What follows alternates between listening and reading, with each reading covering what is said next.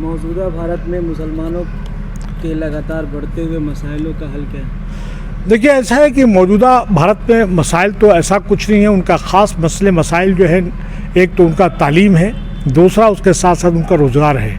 अभी जो बदलते हुए परिवेश में देखा गया है कि आज जो है मुसलमान काफ़ी अपनी हिफाजत को लेकर बात कर रहा है। जो टॉक्सिक एटमॉस्फेयर जो बना है, इसमें मुसलमानों को कहीं न कहीं वो इनसिक्योर और अनसेफ फील कर रहा है, एक चीज़। दूसरा, ये तमाम जो है पॉलिटिकल नैरेटिव्स हैं, किसी तरह का नाम लेके, जैसे जिहाद के नाम लेके या दंगे हो रहे हैं, बुलडोजर कल्चर की बात हो रही है, ये एक तरह से तो एक तो पॉलिटिकल नैरेटिव जारी किया जाता है। दूसरा, जो मेन इश्यूज़ है कि भाई ईवीएम से चुनाव होना चाहिए नहीं होना चाहिए, जातिगत जनगणना होना चाहिए नहीं होना चाहिए, पुराना पेंशन बहाल होना चाहिए नहीं होना चाहिए, हमारा जीडीपी और जीएनपी कहाँ नीचे चला गया, महंगाई कहाँ चला गया, 2 करोड़ जो है रोज़गार देने की बात की जा रही थी, आज न पुलिस में भर्ती हो रही है, ना आपके आर्मी में भर्ती हो रही है, जवान आज बहुत परेशान है।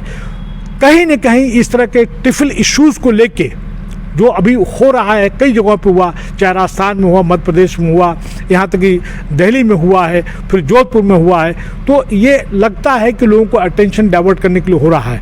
Muslims as such SC ST से तालीम के तौर पे काफ़ी पीछे अब चला गया है। उनको तो रिजर्वेशन की कटिंग में बहुत कुछ फ़ायदे मिल जाते हैं, हालांकि उनके साथ भी कहीं न कहीं लगता है कि रिजर्वेशन को ख़त्म कर दिया जाएगा। OBC की जो बात कर रहे हैं कि हमारा जो है प्रोपोर्शनल रिप्रेजेंटेशन होना चाहिए, उनको नहीं दिया जा रहा है। लेटरल एंट्री की बात हो रही है हायर सर्विसेज में, और कर दिया गया, लगभग 300 से ऊपर को लोगों को लेटरल एंट्री कर दी गई है। लेकिन इसके साथ साथ मुस्लिम का तो तालीम के साथ साथ में, रोज़गार के साथ साथ में, उसके साथ सुरक्षा की बात, जानबूझ के कहीं न कहीं जो एक्शंस हुए हैं आप देखिएगा तो लगता है कि कहीं न कहीं एडमिनिस्ट्रेशन जो है बायस्ड है, और वो as per rule of law, as per constitution, as per due process और लॉ काम न करके जो पॉलिटिकल पार्टी जो पावर में है उनके डिक्टेट या उनके इंस्ट्रक्शन पे या उसके आइडियोलॉजी के मुताबिक काम कर रहे हैं। ये यहाँ पे बात आती है।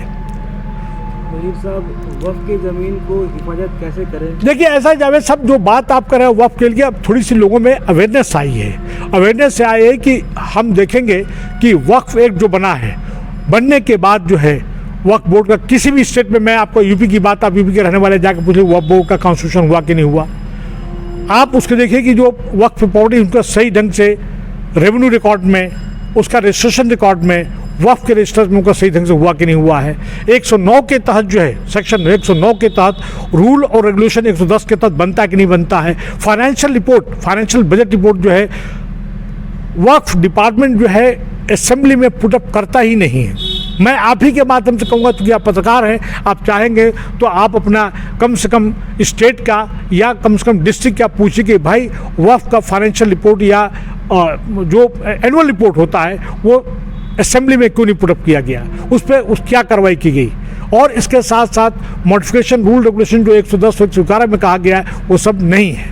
अब लोगों में अवेयरनेस आ रही है कि जिस तरह से किसी न किसी बहाना को लेकर, जैसे आपने कहा अजान की बात लेके माइक की बात हो रही है, मस्जिदों पे उसकी बात हो रही है, ढेर सारे जो है इश्यूज़ को रेज करके इन्होंने हमारा जो है स्पॉइल करने पे लगे हैं। तो लोगों में अवेयरनेस आई है।